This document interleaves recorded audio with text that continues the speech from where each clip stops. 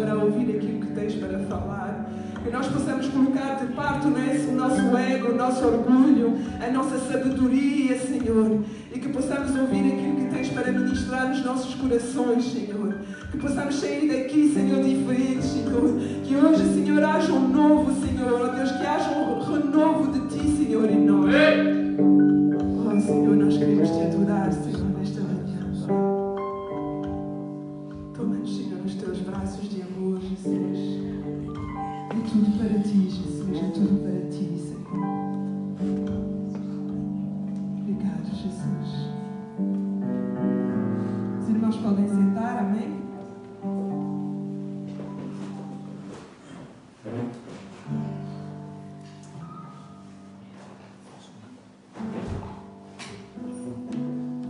Amém? Como é bom estar na presença de Deus, amém? Nós não podemos ficar indiferentes quando viemos aqui. Eu acho um momento extremamente agradável quando cada vez que eu chego aqui que posso adorar o meu Deus sem estar presa a qualquer coisa, né?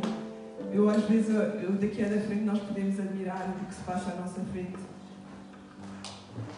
E a minha alma se alegra quando vejo algumas pessoas, e hoje eu estava a olhar para a Sara, aquela renúncia dela própria e de realmente adorar a Deus, de estar ali sem estar presa. E na semana passada foi engraçado porque eu falava com o Pedro acerca de algumas coisas e a verdadeira coisa é que nós temos a sensação que louvar e adorar a Deus é simplesmente estar de braços cruzados, é simplesmente estar quase de boca fechada. E o Pedro falava uma coisa interessante e lembrava-me realmente aquilo que nós aprendemos no seminário, é que o início do louvor, quando nós dizemos muitas das vezes não tragam para dentro o louvor de lá fora para dentro, mas a verdade é que há muitos anos atrás os homens do mundo pegaram o louvor dentro da igreja para fazer a mesma coisa lá fora. O gospel que nós usamos hoje e que a maioria das igrejas cristãs nos Estados Unidos usam, antigamente o mundo lá fora refletia-se nelas e pegava as mesmas palavras, só que em vez de usar o nome de Deus, usava o nome de ela, de ele, de algo, da natureza. E nós vemos lá fora quando as pessoas vão a concertos, quando as pessoas vão ver pessoas seculares, elas gritam, elas levantam as suas mãos, é um coral extremamente lindo que se vê, não sei se vocês já tiveram a oportunidade, mas até as palmas batem certo, até a forma de cantar bate certo.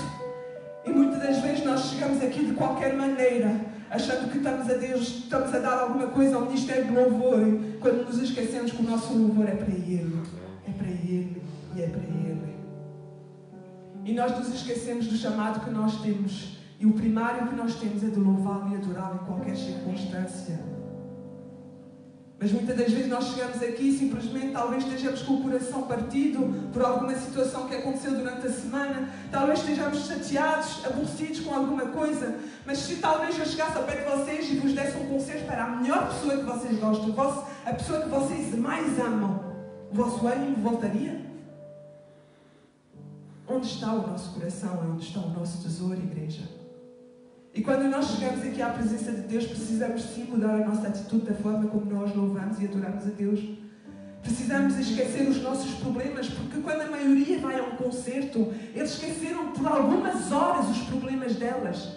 Elas esquecem por algumas horas e passam a ter aquela euforia, aquela alegria momentânea, mas passam a tê-la. E muitas das vezes nós, quando passamos daquela porta para dentro, nós vimos talvez despedaçados e continuamos da mesma forma, acreditando que Deus nos recebe assim. Claro que Deus nos recebe assim. Mas não devemos nós levarmos a nossa cruz? Não devemos nós lutar para que isso não aconteça? Não devemos nós realmente repreender essas coisas todas, dizer assim, a partir do momento que eu entro pela porta dentro, o meu louvor, a minha adoração vai ser o melhor que eu tenho para dar a hoje ao meu Deus. E muitas das vezes nós nos esquecemos disso. Deixamos que os problemas venham realmente enfrentados de tal forma, bater à nossa porta de tal forma, que simplesmente dizemos para Deus, Deus, eu vou ao culto, mas olha, eu estou completamente frustrada, despedaçada, triste, chateada. Mas e os do mundo? Não têm os seus problemas? Não têm eles as suas dificuldades? Mas quando vão ao concerto, esqueceram de tudo para adorar e idolatrar uma pessoa que está ali à sua frente. E durante aquelas horas, durante aquele tempo, até abraçam uma pessoa que está do seu lado, nem a conhecem sequer, mas a euforia é tanta de estar ali à frente de uma pessoa que não conhecem, mas que amam as suas músicas, e ali abraçam. Quantas vezes, dê um abraço, e estão ali, é tal euforia de saltar e pular, que olham para a pessoa do seu lado e riem-se e falam, e etc. E a nossa atitude quando chegamos à casa de Deus é entrarmos, muitas vezes cabeça baixa, porque simplesmente não queremos enfrentar e olhar para o nosso irmão com o qual vamos passar na eternidade. Este deveria ser um lugar de alegria. Este deveria ser o lugar onde tu, quando entras naquela porta dentro, deverias sentir uma alegria profunda por saber para onde vais. O mundo não sabe, mas tu sabes para onde vais.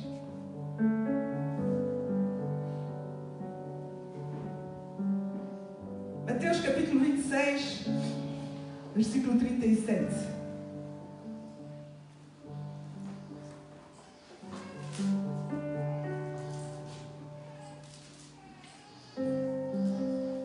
Então Jesus foi levando consigo Pedro e os 2 filhos de Zebedeu.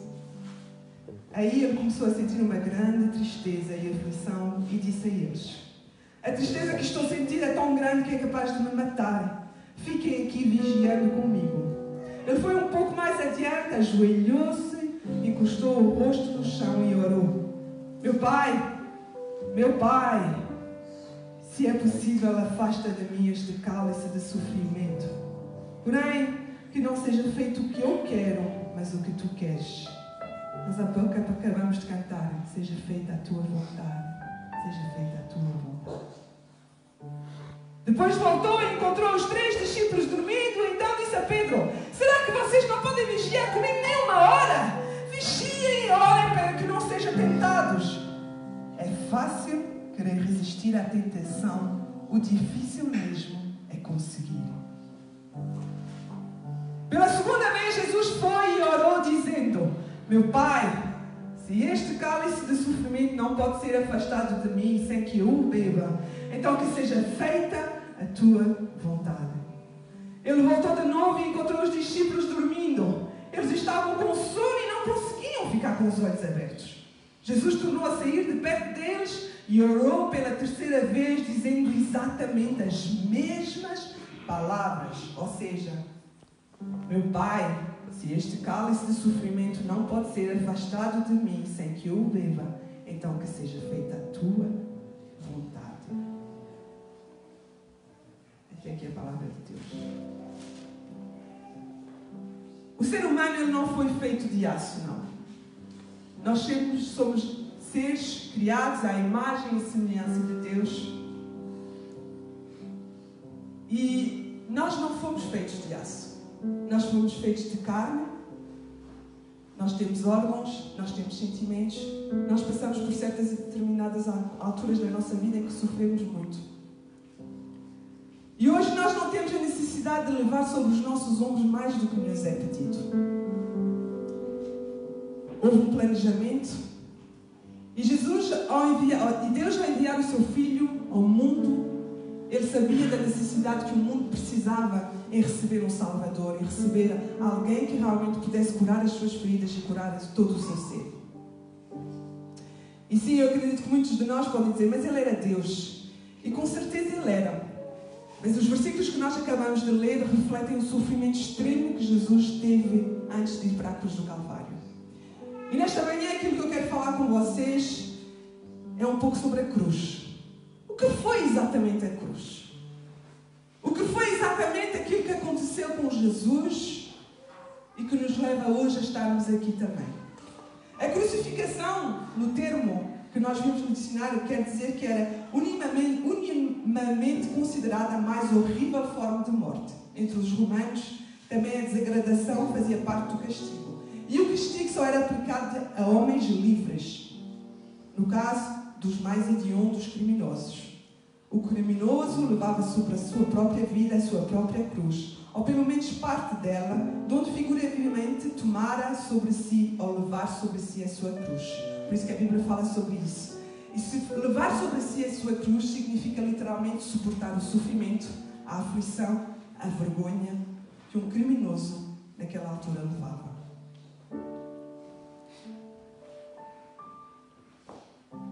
Algumas coisas que nós podemos ver nesses últimos versículos que nós lemos, o que eu gostava de relembrar a vocês, talvez se vocês tenham esquecido ao longo dos anos de cristianismo, é que Jesus aceitou o desafio de descer à terra.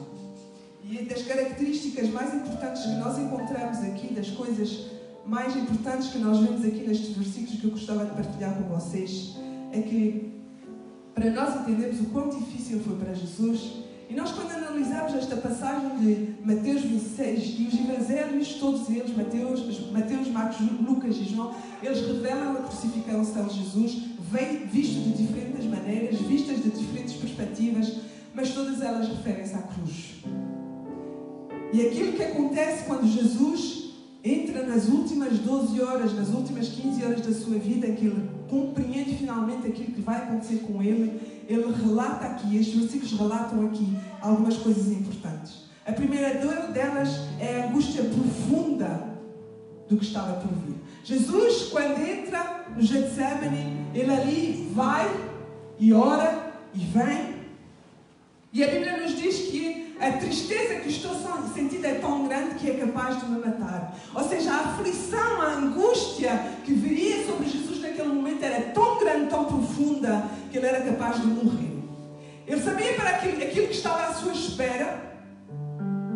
E como homem, ele talvez não tinha noção exatamente do sofrimento que estava à espera. Mas sabia, o seu espírito sentia, a sua alma sentia aquilo que estava por vir. E essa angústia era tão profunda que a Bíblia diz que era capaz de matá-lo. A segunda coisa que Jesus passa naqueles momentos tão difíceis é o abandono dos seus melhores amigos. A Bíblia diz que ele levou 2 amigos com ele, João e Pedro. E nos momentos de maior aflição, em que ele precisava mais deles para que orassem com eles juntamente, a Bíblia diz que eles literalmente também é abandonado por eles. O sono era tão profundo que eles não conseguiam acordar. A terceira que nós vimos mais à frente é a traição por um dos 12 discípulos, quando Judas chega com os soldados e beija a face de Jesus. E nós vimos que antes de ele fazer isso, Jesus olha para ele e diz: amigo, o que tens a fazer, faz-o depressa. A traição que Jesus sentira naquele momento não deveria ser agradável. Quantos aqui já se sentiram traídos por algum amigo ou familiar? É algo doloroso, não é? É algo que nos bate na alma. É algo que nós sentimos assim: poxa, eu não merecia ser traído desta forma. Eu não fiz isso para ser traído desta forma. Eu dei a minha vida por essa pessoa. Eu entreguei o meu coração para essa pessoa. Eu fiz tudo para que desse certo. E aquilo que eu recebo em troca é esta traição. Então imaginem como é que Jesus se sentiu naquele momento. A traição de uma pessoa que ele amava, que tinha sido escolhido para fazer parte dos 12. E a última coisa que me chamou extremamente a atenção, e que às vezes nós talvez não paramos para ler e para compreender o que está aqui, mas é que eu comecei a sentir aqui nestes versículos, é que na realidade talvez Jesus quisesse fugir. Reparem como a Bíblia fala, que ele diz aqui. Ele diz 3 vezes ao Pai: meu Pai, se é possível, afasta de mim este cálice de sofrimento. A Bíblia diz que ele falou 3 vezes a mesma frase. Vocês acham que Jesus, no interior, no profundo dele, gostaria de estar a passar esse sofrimento todo? O sofrimento que ele sabia que iria passar, que era uma dor extrema, ele sabia da crucificação, porque ele vivia isso. Ele estava lá. Ele via os criminosos serem crucificados e serem mortos naquele lugar. Talvez ele já tivesse passado, talvez ele já tivesse uma noção daquilo que estava a acontecer, que tinha acontecido com outros, e agora chegar à sua vez. E ele nos Getsemane, ele ajoelha-se diante do Pai, e talvez de uma forma extrema diz: Senhor, eu sou humano também. Senhor, se é possível, passa de mim esse cálice. Esse sofrimento é muito grande. E a Bíblia diz que ele foi fazer isso 3 vezes, gente. E lá no fundo do interior dele, talvez dissesse: eu talvez não mereço essa forma de morrer, Senhor. Eu afinal, olha, Senhor, eu também sou humano. E isto é muita dor que vai vir. Isto é muito sofrimento, Senhor, que vai vir para mim. E olha, Senhor, por favor, olha, se for possível, afasta de mim. Olha, eu até compreendo que arranjas outra maneira aqui no instante de reagir e de fazer outro milagre para esta humanidade. Mas logo a seguir as palavras do nosso mestre foram: porém que não seja feita a minha, mas a tua vontade.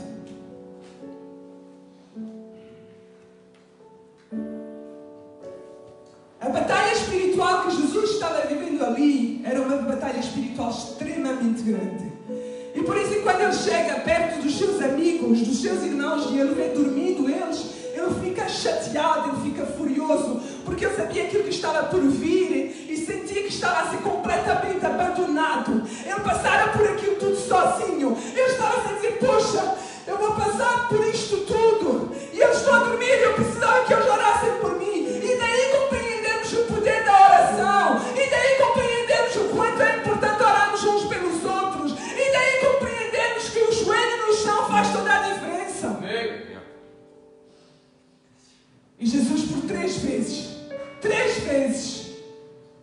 ele volta e vê o estado dos seus amigos no mesmo lugar, sem orar, sem fazer qualquer coisa. E o mais impressionante é que Jesus diz assim: é fácil querer resistir à tentação. O difícil mesmo é conseguir. Aí me dá mesmo a sensação que Jesus tinha vontade de desistir. As próprias palavras do nosso mestre aqui dizem que ele talvez tivesse vontade de desistir.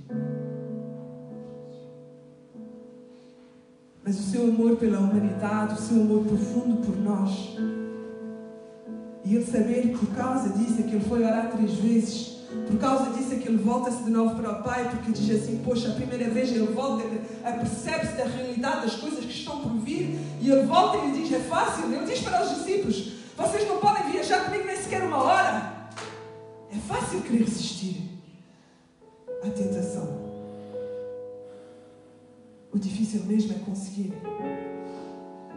O difícil mesmo é ultrapassar. Todos nós queremos. Chegou 2019. Todos nós queremos. Todos nós queremos. O querer está aí. Todos nós queremos. E o conseguir. Todos nós queremos coisas gloriosas. Todos nós queremos que coisas acontecem durante este ano. E o conseguir?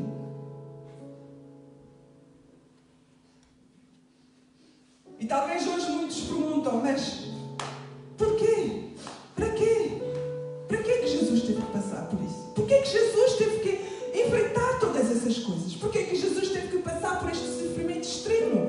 E nós todos sabemos do sofrimento extremo que Jesus passou. Depois disso ele foi preso, foi levado a Pilatos, foi bofetado, foi ali entregue, passou um martírio, foi chicotado, levou uma cruz que não era a dele. E uma cruz não pesava 10 quilos, igreja. Houve um plano. E é aqui que eu quero chegar. Houve um plano. Houve um planejamento. E nada foi feito sem pensado pelo nosso próprio Deus. Deixa-me explicar um pouco como foram programadas e projetadas as coisas com Jesus, para que possamos compreender um pouco mais. Isaías 7,14, revelação do seu nascimento. Miqueias 5,2, revelação do lugar de nascimento. Isaías 42, 1 a 4, revelação do caráter do nosso mestre. Isaías 62, 11, revelação sobre as obras que ele iria fazer. Zacarias 9,9, revelação da humildade do nosso amado Jesus. Isaías 53, revelação do sofrimento pelo qual ele iria passar. Isaías 53, 5, revelação sobre a sua morte. Gênesis 3, 15, revelação da ressurreição e da sua vitória sobre a morte e sobre Satanás. Quando Jesus veio ao mundo, ele já sabia para o que ele vinha. Ele tinha o pleno conhecimento que deveria enfrentar uma multidão de pessoas que iriam estar contra eles. Ele sabia que a minoria apenas iria estar com ele e que a maioria iria estar contra ele. É engraçado que ontem eu fui levar o meu filho a um aniversário e nós voltamos para casa à tarde e ele olhou para mim e nós estávamos a falar sobre Jesus, estávamos a falar de como nós nos devemos, estava a explicar uma situação que aconteceu e eu estava a explicar para ele como é que ele deveria proceder e qual era a forma como filho de Deus que ele deveria proceder. E ele ali começa a olhar para mim e diz-me assim: mamãe, lá na escola o que me enerva mais é que ninguém respeita a religião, ninguém respeita aquilo que eu penso. E nós somos tão pouquinhos, mãe, nós somos tão pouquinhos e eles não precisam perceber, mas nós vamos para o céu. E eu disse: filho, com Jesus foi exatamente da mesma forma. Apenas uma minoria acreditou. Muitos eram espectadores. A multidão seguia Jesus pelos seus milagres. A multidão seguia Jesus por aquilo que ele podia dar, por aquilo que ele podia fazer por elas. Mas logo quando recebiam um milagre, ou quando recebiam aquilo que tinham vindo para buscar, elas logo viravam as costas e voltavam para os seus afazeres e esqueciam-se de Jesus. E os que permanecem em Cristo têm o conhecimento daquilo que espera por eles. Nós sabemos que Jesus vai voltar. Nós sabemos que Jesus vai nos vir buscar um dia. E a Bíblia fala sobre isso, que Ele está a preparar um lugar para cada um de nós. Eis que vou-vos preparar um lugar. Lá haverá moradia para cada um de nós. Temos a plena certeza que isso não é utopia, que isso não é uma história inventada, mas que sim é a palavra de Deus se cumprindo nas nossas vidas diariamente, quando nós suportamos e carregamos a nossa cruz.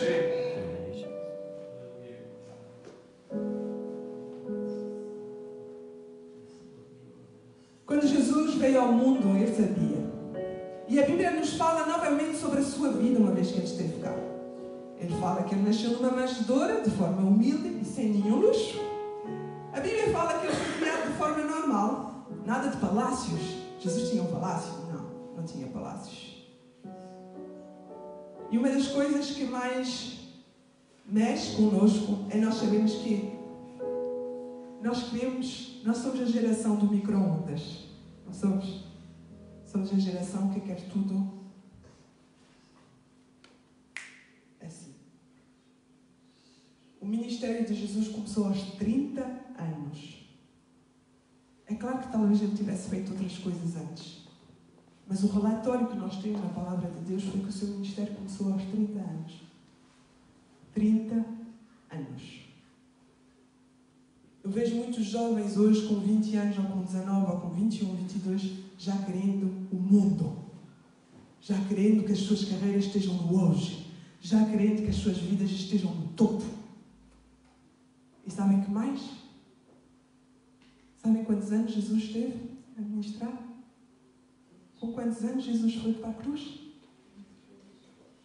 Quantos anos ele ministrou? 3 anos. 3 anos. O mundo consome tanto de nós, o mundo requer tanto de nós, que nós achamos que devemos ter tudo agora já e por longos anos. Nos achamos sobrenaturais. Nos achamos muitas das vezes invencíveis. Falamos que nós não somos de aço, mas pensamos que somos. Carregamos uma cruz que talvez seja muito mais além do que deveríamos carregar, porque achamos que podemos alcançar coisas que não eram planejadas para nós.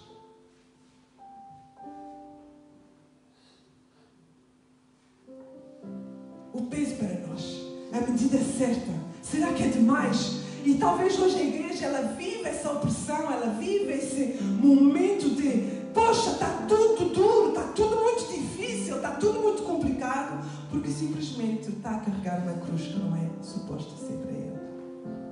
A Bíblia fala que nós devemos lançar os nossos fardos aonde? Aos pés de Cristo. E muitas das vezes nós não os lançamos. Achamos que nós devemos tomar as decisões. Nós falamos há pouco tempo atrás, o poder da oração. Nós achamos que não está acontecendo nada, eu vou fazer e acabou. Está decidido, eu vou fazer com os meus próprios meios. E erramos em fazer isso. Cometemos grandes erros E em vez de caminhar 1 quilómetro, vamos caminhar 5, por burridade nossa. Porque não fomos inteligentes para ir aos pés da cruz e dizer: Senhor, que não seja feita a minha vontade, mas sim a tua. E muitas das vezes corremos e fazemos as coisas da forma que nós achamos e que pensamos, porque simplesmente não procuramos ter o aval de Deus, não procuramos talvez a nossa liderança, em ir buscar algum aconselhamento, em ir buscar na palavra de Deus aquilo que era melhor para nós. Deixa-me vos dizer uma coisa. Esta semana alguém que falou comigo e começou a desabafar um pouquinho comigo, e eu fiquei muito feliz. Fiquei, porque já há muito tempo que não acontecia isso.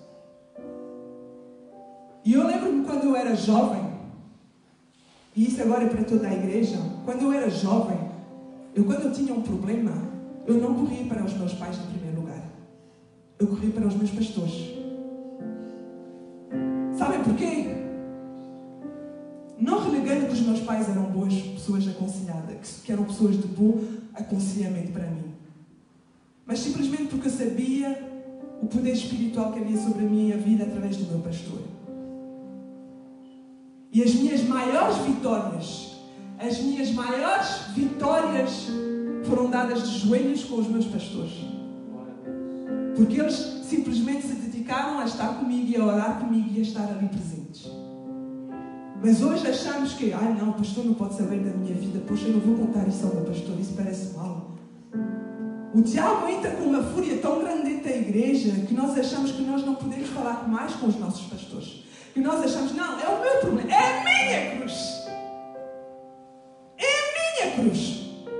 Quando Jesus fala, lança os teus fardos aos pés da cruz. Tens pessoas que podem te ajudar. Eu coloquei uma liderança sobre a tua vida por algum motivo, foi. Talvez ela não vai resolver o teu problema, mas talvez vai te aconselhar da forma correta. E hoje a igreja vive um sofrimento extremo, porque simplesmente quer fazer a sua vontade, da forma como entende, da forma como quer. E muitas pessoas chegam no fim, quando o problema já está extremamente grande, quando a solução está extremamente quase impossível, vem para os pastores e começa a dizer: pastor, tem que resolver uma situação, estou a passar por isso, olha, já fiz isso tudo. Pois é. E agora como é que eu faço para ajudar? Se tivesses iniciado, quando estivesses aqui, tivesses vindo falar comigo, talvez nós poderíamos ter arranjado uma solução. Mas achamos por bem, fazemos tudo por nós mesmos. Levamos uma cruz. Levamos peso a mais, sem necessidade.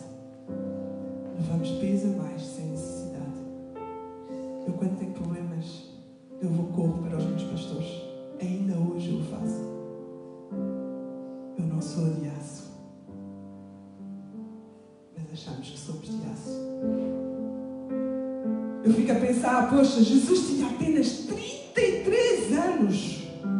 33 anos quando Jesus morreu. Tinha vida pela frente. O Rui Pedro tem 33. 34. Gostarias de morrer hoje? No auge da idade. Naquele momento em que a vida está por nossa frente. Parece que a partir dos 30 anos a gente já pensa diferente. Já temos outra mentalidade. Mas Jesus, com 33 anos, ainda jovem, todas as suas vidas, o fogo da vida foi tirado dele. E tenho a certeza que Jesus gostava de estar connosco. Ele deve ter tido muita risada. Certo, gente? Vocês acreditam? Eu começo a pensar, às vezes penso no meu amado Deus e no meu amado Jesus, e eu penso, ele deve ter rido muito com os discípulos, com as palhaçadas. Ele deve ter chorado muito também com certas e determinadas situações. Igreja, vamos pensar assim. Ele deve ter brincado muito. Eu acredito que ele deve ter brincado muito. Mesmo. E é claro que quando ele começa a pensar em tudo o que ele passou, em toda a vida que havia, ele no fundo, e nem era preciso ir muito a fundo, ele sabia que viver era uma dádiva de Deus e que viver era bom. Viver é bom. É bom estar aqui na terra.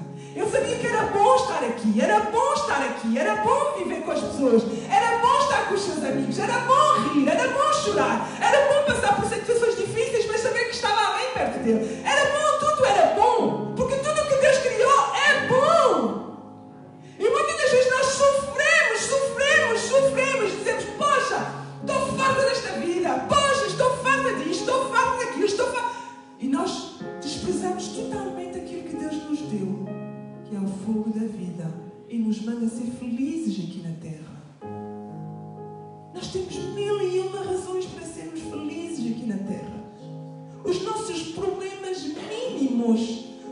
impedir da nossa alegria, da nossa felicidade, de nós estarmos bem com nós mesmos, de nós dizermos, poxa, eu tenho a vida, ok, tens 5 quilos a mais, eu também os tenho, não faz mal.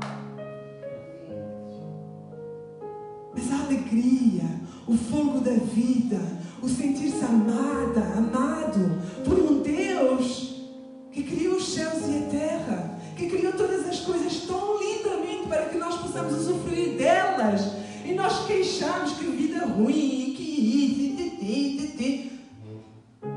Mudem a vossa atitude. Nós nunca vimos Jesus a queixar-se. Nós nunca vimos Jesus a dizer, eu não gosto de estar aqui na terra. A mim, quando eu vejo esse Mateus 26, dá-me a sensação que Jesus amava bastante estar aqui entre nós. Dá-me a sensação que Jesus amava estar aqui. E, no entanto, ele passava por muitas dificuldades. Ele era olhado como um criminoso, rejeitado por muitos, mas ele amava estar connosco. Ele amava passear no nosso meio. Ele amava tocar nas pessoas. Ele amava sentir o toque das pessoas, o abraço das pessoas. Ele amava sentir as palavras de amor que vinham a seu respeito. Ele amava dar essas palavras de amor de volta. Ele amava abraçar. A Bíblia diz que ele amava tanto as crianças, porque os discípulos chegavam perto dele e diziam, não, saem daqui. O que é que Jesus fez? Deixem elas virem a mim. Deixem elas virem a mim. Deixem elas virem a mim. Elas são uma coisa tão formidável, tão maravilhosa. Por que impedes delas virem a mim? Eu quero esse amor. Eu quero ver como é. E coisas tão simples em que nós podemos ver que há tanto amor e ainda assim nós levamos uma cruz que está acima do nosso peso. Ele então se depara com o inevitável, a morte física. E quando ele diz novamente que é fácil querer resistir à tentação, ele sabia exatamente o quão fisicamente seria difícil. O quanto a dor iria ser insuportável. Sim, porque ela foi insuportável na igreja. Mas ele já não tinha marcha atrás a dar.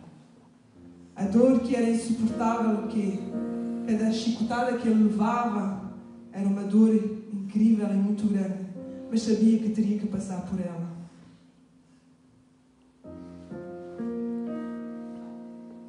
Entendi novamente que ele sabia em quem confiava.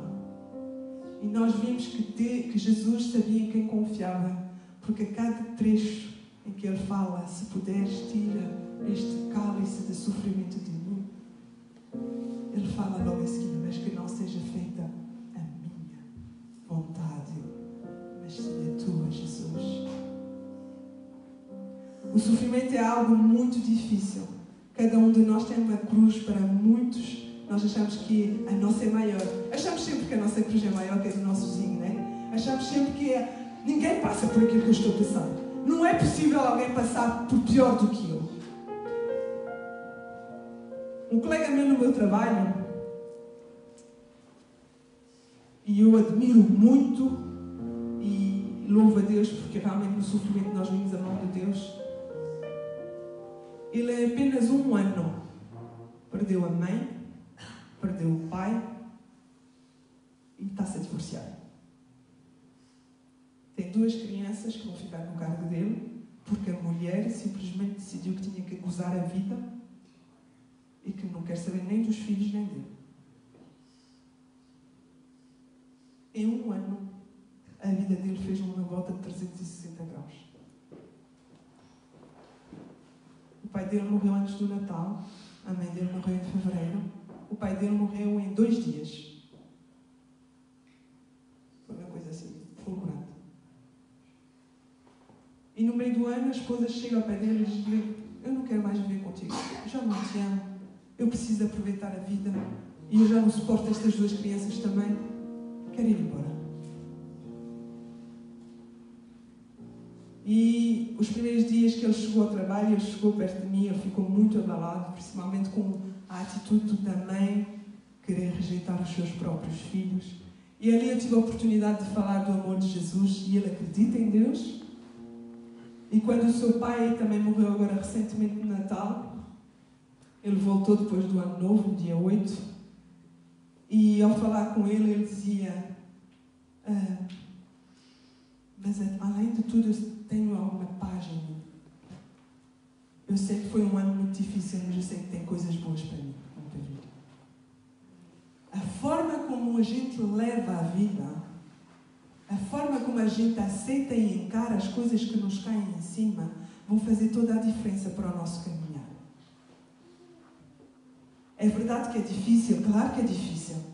E Jesus, quando Ele fala sobre essas coisas, Ele vê muito bem que é difícil. Ele sabia do sofrimento que estava por vir. Nós não fomos preparados para perder pessoas. Nós não fomos preparados para perder pessoas. Nenhum ser humano foi preparado para perder alguém próximo dele. Ninguém foi preparado no cume da terra para perder um filho, para perder um pai, para perder uma mãe. Não importa a idade que for, nós não somos preparados para perder pessoas. A morte é uma coisa inevitável e nós sabemos que ela vai acontecer. Mas por muito que nós sabemos que ela vai acontecer, nós simplesmente não estamos preparados para isso. Mas mais uma vez, Jesus sabia do que é que estava a passar. Mas o Pai se entregou e disse que não seja feita a minha vontade, mas a tua.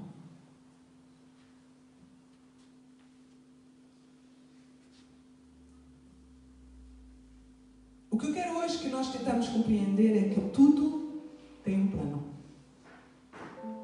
Nós falamos de como o planejamento da vida de Jesus foi feito. Desde Gênesis, logo no início da palavra de Deus, nós vimos o que iria acontecer no fim. E em momento algum nós devemos desprezar aquilo que nos foi dado, mas devemos confiar que Ele é o único que governa e que Ele tem a própria resposta para tudo, mesmo se não compreendermos, ou um dia nós iremos compreender. Não devemos nunca planejar, questionar o plano de Deus das nossas vidas. Nunca, em momento algum, nós devemos questionar aquilo que Deus está a fazer através de nós ou através das outras pessoas por causa de nós. Esta semana eu vi um filme e eu vou convidar a igreja a ver, que é um filme que, gente, eu chorei. É um filme cristão, mas eu chorei. Chama-se, em inglês é Questions of Faith. A questão sobre a fé. Procura na internet. E rapidamente eu vou-vos contar, para nós compreendermos o plano de Deus, a visão óptica de Deus. A história baseia-se em 3 pessoas que moram longe umas das outras. E existe um pastor que tem uma igreja grande. Ele é pastor a tempo integral. Tem uma família linda. Tem 2 filhos. Existe outra família.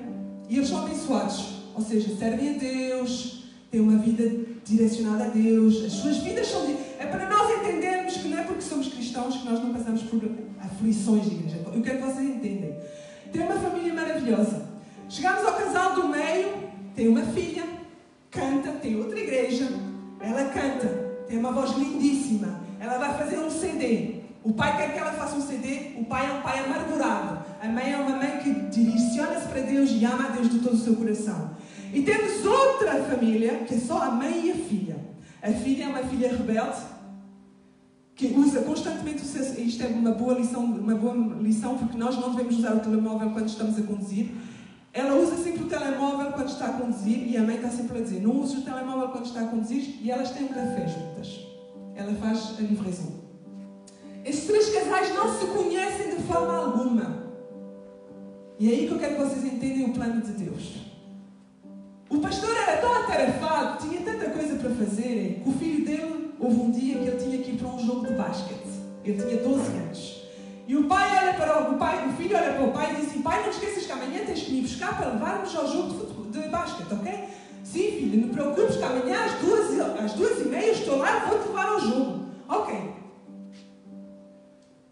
O outro casal. O pai tem dívidas de mais de 50 ou 60 mil dólares. E quer que a filha grave o CD, porque gravando o seu CD ele vai conseguir pagar as suas dívidas. Insiste que a filha cante e esforça a filha para ela cantar. Chega no dia de gravar o CD, está uma multidão de pessoas para ouvirem o que ela vai cantar e para ouvirem se ela foi aceita para gravar o CD. E ela está ali. E no momento que ela começa a cantar, ela acaba a música e ela desmaia. Desmaiou. O terceiro casal, a terceira pessoa, a filha começa a levar as pizzas e essas coisas e sempre com atenção no telemóvel e nunca olhando para a estrada. Voltamos para o primeiro casal. O filho chega ao dia. O pai tem uma reunião extremamente importante e que não pode deixar para trás. Liga à esposa: amor, tens como ir levar o garoto ao basquete? Eu não tenho como sair desta reunião. Apareceu agora de repente, eles tinham um planejamento muito grande para fazer. Tens como levar o garoto à escola, ao basquete? Amor, vais ter que resolver tu isso, porque eu agora tenho uma reunião com as mulheres, por causa de falar do retiro das mulheres, eu não posso estar. Amor, resolve tu, prometeste-lhe a ele que ias. Ok, tens razão, eu vou resolver. A reunião decorre e ele não vai buscar o filho há horas. O filho está na escola, são 2h30, o pai não aparece, o filho começa a caminhar pela estrada fora. Vocês vão compreender muito rapidamente o que acontece. O filho começa a caminhar pela estrada, a menina, que está sempre no telemóvel, começa a conduzir para levar as pizzas. O garoto atravessa a estrada, no momento que o pai está a ligar para dizer: já te vou buscar, ele pega no telemóvel, põe o pé na estrada, começa a caminhar sem olhar para a direita e para a esquerda. A menina que estava a conduzir também não olhou para a frente, bate no garoto. O garoto é hospitalizado. 2 acidentes. A menina, ela, e a outra do meio que desmaiou e que foi para o hospital. A menina do meio, que cantava muito bem, os médicos chegam perto dela, dos pais, dizem assim: a sua filha tem uma doença crónica no coração. Se ela não receber um transplante nos próximos dias, ela morre. O coração não bombeia oxigênio suficiente para o resto do corpo e os seus órgãos vão desfalecer. Naquele momento, aquela mulher, as mulheres são sábias no filme.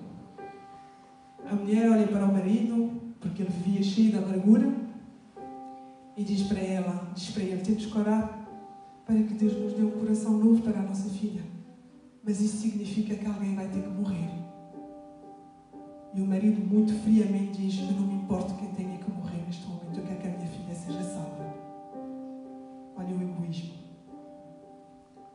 O primeiro casal, o pastor chega no hospital, em lágrimas, chega a esposa, e naquele momento, eles estão ali, o filho está completamente entubado, com 12 anos.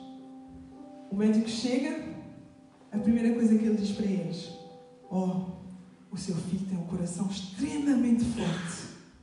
E eles ficam alegres, pensando que tudo está bem.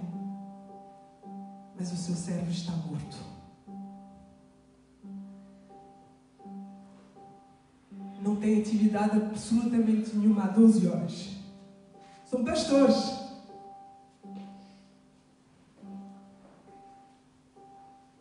Não há qualquer hipótese de reverter a situação. E nós, como cristãos, dizemos assim: vamos orar. Deus pode fazer um milagre. É certo ou não? Eu pensei: eles vão orar e Deus vai fazer um milagre e pronto, está tudo ok. E o outro lado também vai orar e vai fazer um milagre. Não era esse o plano de Deus. Há uma semana, a moça que atropelou a criança está na prisão. Tem 17 anos, está à espera de julgamento. O garoto, não há melhorias. O filho ora, o pai diz ao filho: filho, quando tu nasceste, tu fizeste tanta força nos meus dedos, faz outra vez, por favor. E nada acontece. Chega ao médico, com outro médico, que não é qualquer médico, um doador de órgãos. Imaginem. Pai, tens que tomar uma decisão. Não há atividade nenhuma no teu filho. E tem alguém que precisa dos seus órgãos. Não vou fazer isso. Eu não vou matar meu filho. Nem pensar, fazer uma coisa dessas loucuras. Deus vai fazer um milagre, Ele vai ressuscitar, o seu céu vai funcionar outra vez. Nem fala de mim essas conversas. O seu filho está há uma semana desse jeito. E este hospital tem ordem para o desligar. Ou você o desliga e os órgãos todos dele vão por água abaixo, não há qualquer solução. Ou você faz da vida dele ser um milagre para outras vidas. E ele recusa. Mas ali chega a mulher e eles tinham outro filho e eles começam a discutir e dizer: não, Deus não vai querer isso. Deus não quer isso. E a mulher olha para ele e ela diz assim: quem és tu para saber quem quer Deus? Quem és tu para decidir aquilo que Deus quer do nosso filho? Quem és tu para falar aquilo que tu estás a falar? Tu mais que ninguém não deverias questionar sequer os planos de Deus. Ele nos foi dado, nós amamos-no e iremos sempre amá-lo. Mas se Deus achou por bem que a sua vida fosse dar um milagre para outros, então assim seja feita a sua vontade, não a nossa. E se Deus não ressuscitou o nosso filho e traz esse homem doador que quer doar os órgãos do nosso filho, assim seja feita a sua vontade. Deve ser uma dor horrível decidir nós próprios aquilo que vai ser feito do nosso filho, porque sabemos que já não há nada a fazer e que Deus simplesmente não ressuscita, Deus não cura o seu cérebro. Mas sabemos ali que quando chega aquele senhor que pede aos órgãos do filho, sabemos que é a vontade de Deus é aquela. E naquele momento, eles assinam os papéis, eles se despedem do filho, os órgãos são tirados. No outro hospital, onde os pais estavam à espera, já desesperados, porque pensavam que não haveria mais nada a fazer, porque pensavam que não poderiam mais curar aquela menina, porque pensavam que os seus dias estavam por acabar também. Chega a senhora, aquela que dá os órgãos, a médica, olha para ela e diz: nós encontramos um doador. E ali há vida novamente. Ali eles se alegram. Enquanto de um lado há tristeza profunda e grande, do outro lado a alegria volta a ser. E naquele momento é tudo feito, é tudo... Naqueles momentos faz-se trocas, o enterro do menino é feito, aquela menina jovem é novamente volta de novo para casa, ressuscita. Tudo é feito de acordo com como deveria ter sido feito. Mas ainda não tinha acabado o plano de Deus. Lembram-se da terceira menina? Aquela que está na prisão. Por algum momento nós esquecemos dela, mas Deus não se esquece.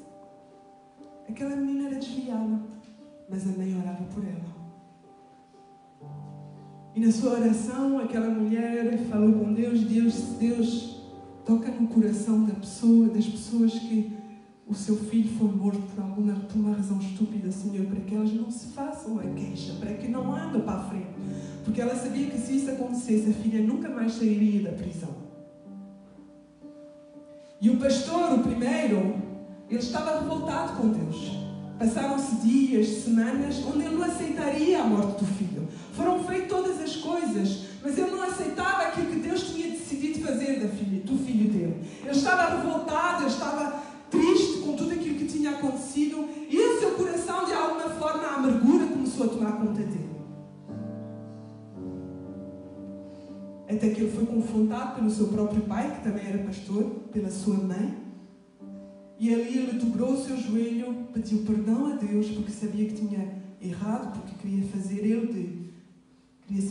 o que decidia, o que tinha que ser feito.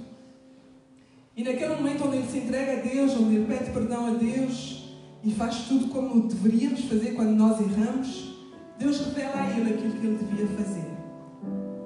E no momento em que ele revela a ele o que ele devia fazer, uma das coisas é que ele deveria perdoar aquela moça. Ele não tinha perdoado a moça. E no seu interior ele dizia que ela devia apodrecer na prisão.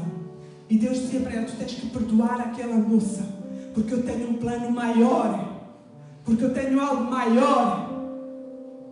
E naquele momento ele começa a fazer as pesquisas, o detetive fala com ele quem é aquela moça. E por muito impressionante que seja, o casal do meio, ele era empreiteiro, ele trabalhava por conta própria, ele fazia coisas. E o pastor, em primeiro lugar, eles queriam fazer obras na igreja, queriam acrescentar uma coisa, queriam fazer uma coisa maior. E a única pessoa que poderia fazer era esse empreiteiro. Esse empreiteiro que a filha tinha levado o coração do filho dele. Eles não sabiam de nada. Ninguém sabia da história de ninguém. A filha do meio que recebera o coração ficou tão triste, porque sabia que tinha que tirar do coração de outra pessoa, que ela não tinha assim muita vontade de viver. E os pais começaram então a decidir descobrir quem era o coração que tinha sido dado para ela. Quando lhes é mostrada a fotografia no hospital, aparece a fotografia do pastor e dos seus filhos. Um homem que estava com dívidas, em que o pastor aceitou dar o trabalho para ele. E naquele momento é algo glorioso que acontece. O pastor perdoa à criança de 17 anos, à jovem. Ela é salva. Ela vai à igreja, converte-se novamente, aceita outra vez Jesus no seu coração. E aquela menina que tinha abandonado a vida, que não queria mais cantar, ela canta uma música linda no dia em que os pastores retomem as suas igrejas. O plano de Deus muitas das vezes não é aquilo que nós achamos que seja. Isso é a visão ótica de Deus. A visão ótica humana seria: não, Deus vai curar a moça, bate palmas, curou.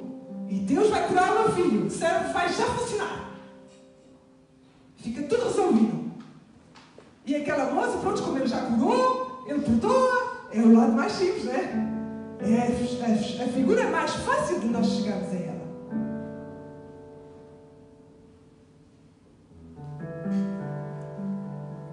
O menino salvou mais pessoas em morte do que em vida. Um menino de 12 anos salvou mais pessoas em morte do que em vida. Ele salvou a menina que precisava de um coração. O pai que vivia uma vida completamente amargurada salvou aquela moça que não se conseguia perdoar. Ou seja, um sacrifício permitiu salvar 3 famílias. E vocês dizem: mas pastor, o menino era tão jovem, era tão novo, tinha apenas 12 anos. Sim, mas Deus quis o levar para a sua glória. Sim, mas Deus quis o levar para a sua glória. O perdão é um ato milagroso, pois através dele há salvação para muitos que estão na nossa vida.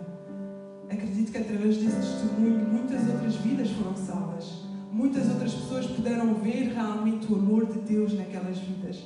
Seria mais fácil ter dito, pastor, ter dito: não, eu não quero que o meu filho seja, tiram-lhe os órgãos, eu quero que ele morra e está bom, vamos enterrá-lo.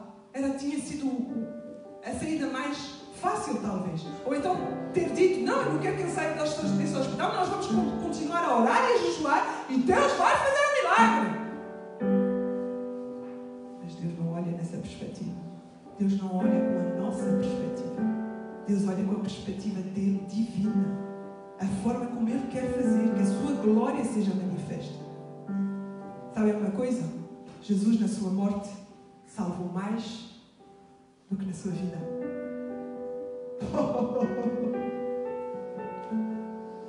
Salvou um ladrão ao seu lado. A Bíblia também relata que estavam ali os oficiais e os soldados e que falaram: esse era verdadeiramente o Filho do Deus vivo. Judas se arrependeu, apesar daquilo que aconteceu. A terra tremeu, as rochas se partiram, os túmulos se abriram, muitas pessoas do povo de Deus ressuscitaram. E salvou quem mais? Quem é que salvou mais, igreja? Eu. Quem é que salvou mais, igreja? Eu. A humanidade. Tu. Eu nos salvou. Houve mais vidas com a sua morte do que com a sua vida. Conseguiu salvar mais vidas com a sua própria morte do que com a sua vida. Não duvides do plano de Deus. Não questiones o plano de Deus na tua vida. Não questiones as lutas, as tribulações, a forma como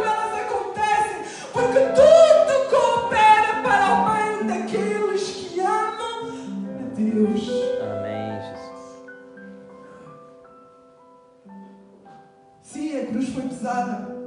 Não tenho a menor dúvida. Sim, a cruz é renúncia. Mas não é maravilhoso saber que no fim da nossa vida ela teve um real propósito?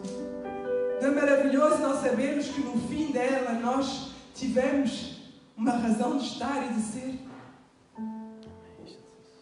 Que tudo tinha o seu lugar determinado e que todas as lutas, todas as coisas menos boas que aconteceram ao longo da nossa vida foi para um plano maior, foi para glorificar o nosso Deus de uma forma muito mais intensa, muito maior. Mas nós achamos que podemos fazer tudo com a nossa vontade, da forma como nós desejamos. A cruz, ela é ponto para o céu. Ela nos lembra que o joelho no chão, ela nos lembra que nós não fazemos parte deste mundo. Ela nos lembra que temos que continuar humildes. Ela nos lembra que temos que renunciar. Ela nos lembra que temos que parar de olhar para o nosso umbigo. Sabem, nós não fomos criados para sofrer. Mas eu acredito que o sofrimento é uma forma de nós nos achegarmos mais a Deus. Eu tenho a plena convicção que o sofrimento não é porque Deus gosta de nos ver sofrer. Mas ela é apenas uma forma de nós dizermos: eu preciso de Ti, Deus. Eu preciso que me ajudes. E quando sofrermos, quando passamos por algo difícil, a partir de hoje, não vai ser mais Deus, tira essa dor, ou Deus, passa de mim esse cálice, mas seja feita a Tua vontade. Quando nós começamos a ter uma perspectiva diferente da forma como nós enfrentamos os problemas que sobrevêm sobre as nossas vidas, nós vamos ter uma forma diferente de encará-los. Nós vamos ter uma forma diferente de realmente ver como eles estão. Não queira dizer isso que nós deixamos sofrer. Claro que não. Jesus, acho que se podia, tinha fugido. Mas ele sabia que era a vontade do Pai. Era a vontade do Mestre. Renunciar a algumas coisas aqui na Terra tem muito mais impacto do que possamos pensar. E o inimigo, ele sabe disso. Sabe, o diabo está aqui há muito, muito tempo. E ele sabe do impacto que tem quando nós queremos abandonar a cruz. Quando nós queremos dizer e dizemos não queremos mais da cruz.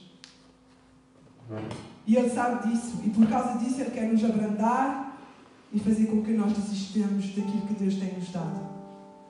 Mas sabem, o peso da tribulação ela não dá para comparar com o peso da glória que Deus preparou para nós. Ela não se compara. Não há comparação possível. E hoje eu não quero que tu desprezes a tua cruz. Eu quero que tu compreendas qual é a medida certa que ela é para ti hoje. Nem mais, nem menos. Ela é aquela que faz com que o teu equilíbrio se mantenha. E mesmo se um dia não entendes o peso da tua cruz, um dia tu vais entender. Deus vai te explicar tudo. Assim como o plano de Deus foi feito para Jesus, em que desde o início da palavra de Deus nós vimos qual era o plano de Deus para Jesus e para a humanidade, a mesma coisa será para nós. Deus não faz as coisas ao acaso. E Deus nos manda realmente nós sermos homens e mulheres de fé. Homens e mulheres que realmente tomam rédeas das suas próprias vidas. E outra coisa, não queiram salvar o mundo inteiro. Era isso que Deus ministrava ao meu coração de madrugada. Não queiram salvar o mundo inteiro. Salvam a vossa casa, por amor de Deus.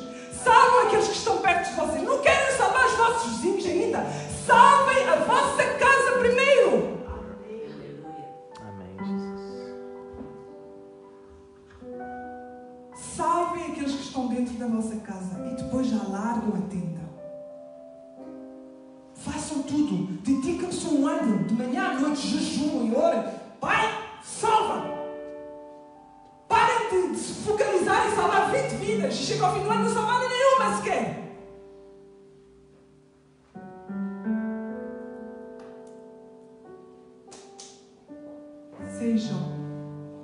Estejam debaixo do plano de Deus. Amém? E antes de acabar, eu só queria passar aqui um vídeo que eu achei muito oportuno.